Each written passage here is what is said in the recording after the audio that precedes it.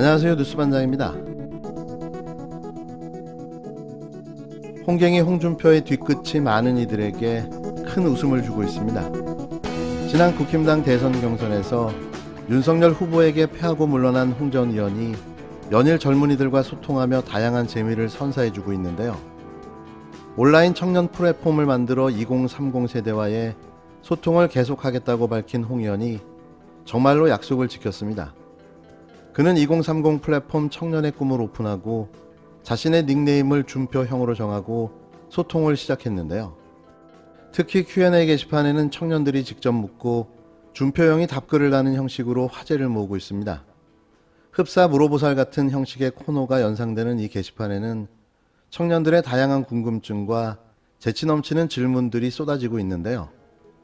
준표형 역시 만만치 않은 재치와 유머로 무장한 댓글로 인기를 한몸에 받고 있는 거죠. 16일 이 게시판의 한 청년이 윤석열 국힘당 대선 후보가 대통령에 당선될 경우를 가정해 우려의 목소리를 내자 홍준표 의원이 대한민국만 불행해진다고 답했는데요. 모두를 포복절독해 하는 기상천외한 답변이었습니다. 온라인 플랫폼 청년의 꿈에 윤석열 후보의 잇따른 실언이라는 제목의 글을 올린 이 청년은 윤석열 후보가 경선 후보 시절부터 후쿠시마 문제없다, 천안함 사과 없어도 괜찮다, 개사과 사건, 전두환 옹호 발언 등 좌우를 떠나 정상적인 대한민국 국민이라면 빈축을 살만한 실언과 만행이 잇따르고 경선 토론 당시 홍 의원님께서 윤석열 후보에게 작게 501호에 대해서 질문하자 모르니 대충 얼버무리는 등 안보를 비롯한 기본 정치조차 모르는 모습을 보였다면서 윤 후보를 향한 비판을 이어갔는데요. 그러면서 그는 홍 의원에게 물론 지금 당장은 정권 교체가 필수지만 윤석열이 대통령이 된다고 해도 윤석열의 정치적 미숙과 여소야대라는 상황 등을 고려하면 나라가 정상적으로 돌아갈지가 의문이라면서 의견을 물었습니다. 이에 홍 의원은 대한민국만 불행해진다고 짧은 댓글을 남겨 눈길을 끌었는데요. 이외에도 홍 의원은 왜 노인표가 윤석열에게 모이는 걸까요? 라고 의문을 제기한 누리꾼의 질문엔 저도 모르겠어요 라고 솔직한 답을 내놓기도 했습니다. 하지만 윤석열과 국힘당이 내년 3월 9일에 패망하면 우리는 무엇을 해야 할까요? 라는 질문엔 그렇게 안 되어야지요 라며 정권교체 의욕을 드러내기도 했는데요. 한편 지난 14일 홍 의원은 청년들의 고뇌, 제안은 언제나 함께 하도록 하겠다고 밝히면서 청년들과 소통을 위한 플랫폼 청년의 꿈의 개설 소식을 알렸습니다. 청년의 꿈엔 홍 의원이 질문에 직접 답하는 청문 홍답 등의 소통을 위한 코너 등이 마련됐으며 개설 하루 만에 만여 개가 넘는 게시물이 게재되며 화제성을 입증했는데요. 다시 복귀해봐도 홍준표가 더 정상인에 가깝습니다. 가끔 이상해질 때도 있지만 말이죠. 반대로 윤석열은 내내 이상하다가 가끔 정상으로 돌아오기도 하는데요. 혹자들은 그게 술을 먹을 때라고 이야기하기도 합니다. 정말 홍준표 의원이 야당 대선 후보로 출마하지 않은 건 천만다행인데요. 그래서 정상적인 홍준표가 후보가 되는 것보다 비정상의 윤석열이 된 게 다행이라는 거죠. 절대로 윤석열이 대통령이 되는 일은 없을 겁니다. 이낙연 후보가 경선에서 진 다음에 나와가지고 따로 플랫폼 만들어서 본인 지지한 사람들을 내가 계속 지지하겠다. 그리고 거기서 지금 나오는 질문들이 다음 대선에 나오실 겁니까? 뭐 이렇게 얘기하면 뭐 그럴 수도 있다라고 얘기한다 그러면 저는 뭐 사실은 오히려 그냥 가만히 계시는 게 가장 도와주는 거고 아니면 캠프 안에 들어가서 뭔가 역할을 하시면 가장 좋죠. 근데 지금은 제가 보기엔 뭐 홍준표 의원이 지금 뭐 그분들 지지를 받고 있지만 지금 뭐 지지율이 뭐 어쨌든 잘 나오고 있고 윤석열 후보 그러지만 그래도 기본적으로 유승민 전 의원이나 홍준표 의원이나 이런 분들은 그래도 다 끌어안아야 그래도 원팀이라 할 수 있는 거 아닌가. 국힘당 선거대책위원회 출범이 초읽기에 들어갔습니다. 윤석열 국힘당 대선 후보는 16일 경쟁 후보였던 원희룡 전 제주도지사와 중진급인 나경원 전 자유한국당 원내대표는 물론 초재선 의원들과 연쇄 회동을 가졌는데요.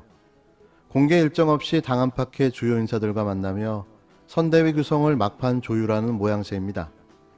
윤 후보는 선대위 인선을 17일 안에 마무리 짓기는 어렵다는 입장이지만 기본적 얼개가 이미 짜인 만큼 당초 알려진 20일 이전에 명단을 확정해 발표할 방침인데요. 역대급 공포의 찌끄러기들이 모이는 오물통 선대위가 출범할 듯합니다. 윤 후보는 이날 당내 경선 경쟁자였던 원전지사와 조찬을 함께 했는데요. 그는 원전지사는 대선을 함께 치르기도 했다. 전반적인 얘기를 조금 했다고 밝혔습니다.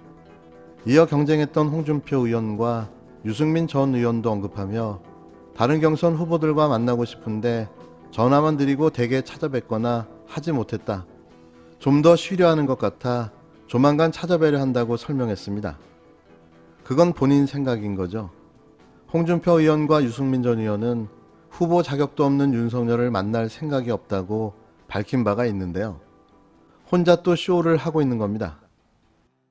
어제 이준석 대표 만나선 좀 인성 갈등은 좀 마무리됐나 싶은데요. 누가 갈등이 있다고 그래. 당 중심으로 먼저 출발을 해도 계속 우리가 당 바깥에서 어쨌든 정권 교체를 바라시는 분들을 또 많이 영입을 하고. 윤 후보가 생각하는 바가 무엇인지는 잘 전해 들었습니다. 그런데 뭐 김종인 위원장들과 잘 앞으로 조정을 해가지고 저희 최종적인 선대위안을 낼 수 있도록 하겠습니다. 아무에게나 아무렇지도 않게 응, 하며 반말을 찍찍해대는 후보. 인성은 갖춘 걸까요?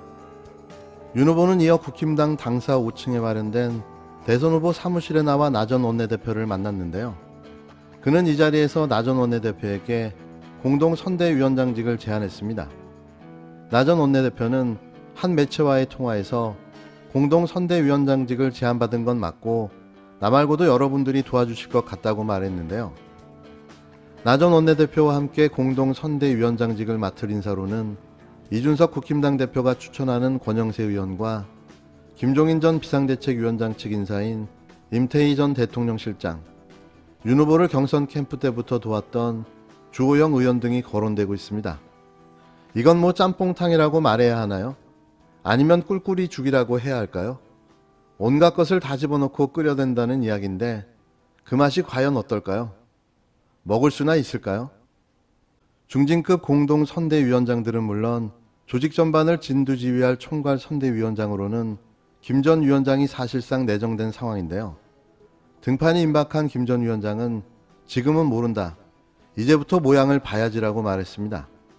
전날 출판 기념회에서 도울 수도 있다고 밝힌 것보다 한 걸음 더 나아간 답변인데요. 김 전 위원장은 20일까지 선대위 구성이 가능하냐는 질문에 우리 일단 조금 더 두고 봅시다라고 긍정적인 뉘앙스로 얘기했습니다. 윤 후보와의 갈등설이 불거진 이 대표도 17일 윤 후보와 상의할 것이라며 그 후에는 성안된 것을 갖고 김 전 위원장과 최종적인 상의를 아마 할 것 같다고 했는데요. 이 대표는 윤 후보와 이견이 굉장히 적은 상태라며 20일 안에 선대위 인선을 매듭짓겠다는 취지로 말했습니다. 다른 정치인들과 달리 윤석열 후보는 실제 당에 입당한 지 3개월이 되었거든요. 당이 어떻게 돌아가는지 잘 모르시는 분이잖아요. 사실. 아니요, 이제는 잘 알아요. 뭐 모든 것을 다 파악하고 있는데, 그러나 우리가 흔히 이제 오랫동안 정치 생활을 하신 분은 이른바 뭐 가신인이라는 그런 이름의 그 측근들까지 있잖아요. 그런데 윤석열 후보는 애당초 그런 분이 없기 때문에 말하자면 뭐 김종인 위원장과 한판 붙어볼 만한 그런 실세가 존재하지 않는다고 봅니다. 지금은 당대표도 있고 또 당대표의 권한 이상의 정점에 있는 대통령 후보가 있고 대통령 후보가 임명한 선거대책위원장이니까 어차피 업무 자체가 선거운동의 지위에 한정되는 것이죠. 제한적이라는 말씀이시네요. 정권이 아니라 권한은. 저는 정권이라는 개념 자체가 성립될 수 없는 거라는 의미. 왜 이들은 이렇게 뜸을 들이면서 여론의 주목도를 올리고 있는 걸까요? 사실 모든 선대위 구성은 끝났다고 봐야 합니다. 이들이 노리는 건 이슈 선점인데요. 계속해서 뜨겁게 충돌하는 윤석열과 국힘당 선대위의 논란을 집중 보도함으로써 언론의 중심을 장악하고 싶은 의도인 거죠. 아주 지능적인 플레이인 겁니다. 벌써 과열된 대선 경선에서 재미를 보고 또 선대위 구성 논란으로 이 판을 이어가려 하는 겁니다. 이런 뉴스가 계속될수록 이재명 후보와 민주당은 상대적으로 언론의 조명을 덜 받게 되는 건데요. 온갖 잡기가 다 들어가 있습니다. 이런 건 좀 민주당도 본받아야 하지 않겠습니까?